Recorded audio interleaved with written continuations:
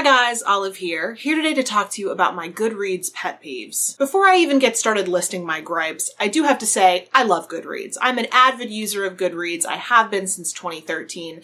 But I do think there are some problems with the user experience. I love Goodreads a whole lot, but I would like to see it improve. So it is my hope that by listing some of these problems that I have, that maybe we can get a discussion going and maybe Goodreads would maybe be inspired to make some improvements. Here's hoping. The first pet peeve I have with Goodreads is that you are not able to personalize your profile in any kind of a design way. I can't pick and choose what widgets I want to be on my profile page. The only really control you have over your profile page is your About Me section, your reading interests, and then you can also choose what one shelf is highlighted. But I can't choose to highlight specific groups that I'm in. It would be great to be able to highlight Nonfiction November, especially around that time of year. But I can't choose to hide some quiz results or answers to certain questions that I gave back in like 2013. The whole right side of your profile should be customizable. I don't see any reason why we can't customize that. We should have a list of options of widgets that we choose to insert on that right sidebar. Maybe you could choose to highlight a review if you write reviews on Goodreads. Maybe there could be a little widget for my top book of the year so far. But moving on to the next pet peeve that I have, I was really happy to see that Goodreads added the option of rereading books. So you don't have to have multiple editions of one book on your shelf to show that you read it in a different year. It can count towards your reading challenge, the whole nine. I was very happy about that. But the rereading feature is really wonky. I don't know about you guys, but sometimes I will finish a book and on my profile page, it will say that I was reading it for the second time when I wasn't. My husband has even said that a book that he read for the first time this year counted as a reread and showed up twice on his reading challenge. It seems that this feature is still really buggy, even though it seems to be the first really serious update they've made in years. And this is not a new change. I feel like at least a year has gone by since they instituted the rereading feature. Why is it still so buggy? Another issue that I have with the user experience of Goodreads is adding books to your TBR. If you accidentally add a different edition of the same book to your TBR, it adds a duplicate of that same book to your TBR. I end up accidentally doing this so many times, and then I end up with duplicates on my shelves that I have to go back and weed out so I don't have two of the same book on my TBR. I personally don't understand why there can't be a feature on Goodreads where it recognizes that one edition of that same book is on your shelves, and it will give you a warning message telling you that you already have a copy and give you an option about whether or not you want to proceed. I happen to know people who collect different editions of books, so that would be fine for them if they want to have different editions of that exact same book on their shelves.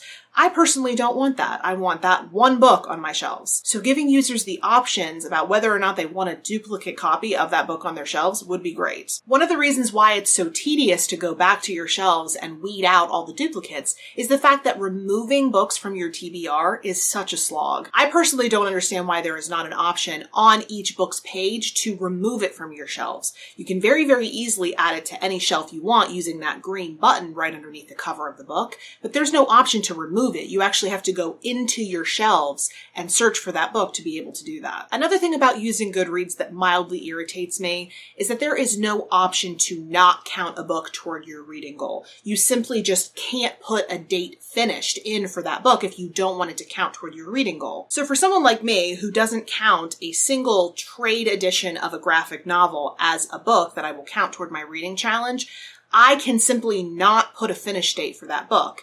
However, Goodreads really doesn't like when you don't put a date finished for the books that you read. So much so that it will continue to harass you with pop-ups like, did you read this year? Did you read this year? Did you read this year? My husband, who is a software engineer, actually had a really good idea about how to fix this problem. He said that there should just be one screen where you can go back and reconcile all the books that do not have a date finished. You can either choose to enter a date that you finished those books, or have an option to say, don't ask me for this book again. I would absolutely love a feature like that because there are graphic novels that I read back in 2015, 2016 that I do not want to be asked anymore to enter a finish date. I'm not going to do that. Another pet peeve that I have about Goodreads that I actually don't have a good solution for, unfortunately, is the fact that people are allowed to go in and enter ratings on books whose release dates are far, far in the future. I completely understand that a lot of people will go in and give a very high rating to an author that they're very excited about their new release. They're super hyped about it. They want to get buzz going about it.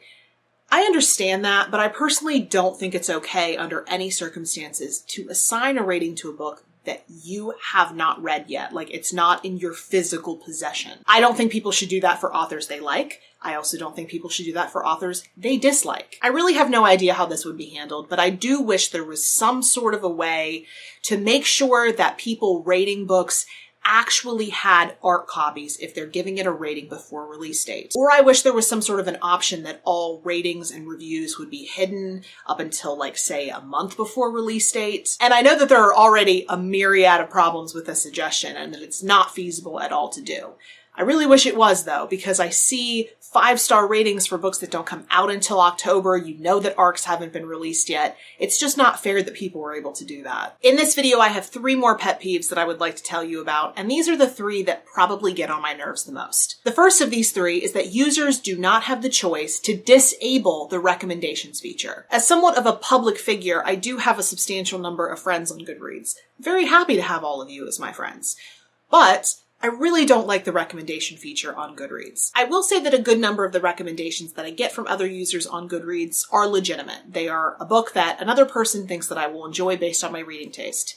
But oftentimes, this feature is used for spam. It is to the point, though, that I just simply ignore most, if not all, of recommendations that people are giving me because they are so frequently spam. And then once I know that that friend on Goodreads, who I've taken the time to friend, is just going to be spamming me nonstop, I then have to go through the also very tedious process of removing them as a friend. There is really no good way to protect yourself from getting spam on Goodreads, and I can tell you that it is very tiresome and very annoying. The penultimate pet peeve that I have with Goodreads is one that I'm sure I share with a lot of people. That is the fact that you cannot give half-star ratings. Goodreads has explicitly said that they never plan to make this a feature, which is really, really disappointing to me. I understand now that their code is so complex that any kind of a change to that rating system would be a giant disruption to the entire system. My husband was just recently telling me about a site that he uses to track all the anime he's been watching.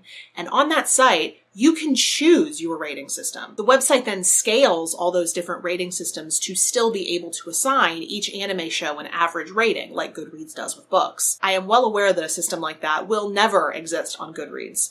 But oh my God, do I wish it would. But the biggest pet peeve I have about using Goodreads is most definitely the app. First of all, the app is incredibly slow, like nearly unusable. It also seems to only have half the features that the desktop site does. I'm not able to compare books with people before I accept their friend request. I'm not able to enter giveaways effectively. On the app, it is absolutely impossible to search your shelves. You must go to a shelf that contains the book you're looking for and then scroll. This particularly becomes a problem for me when I want to list a book that is already on my shelves as currently reading. I can't just go in and search the entire Goodreads catalog for that book, because if I go to that book's page and accidentally list a different edition of that book as currently reading, then it will cause that duplicate problem I was talking about earlier. The app makes it really difficult or impossible to use any of the community features that the desktop site has. I can barely use my groups at all. So really the app is only good for 3 things. It is good for adding books to my TBR because I really do like that scan functionality.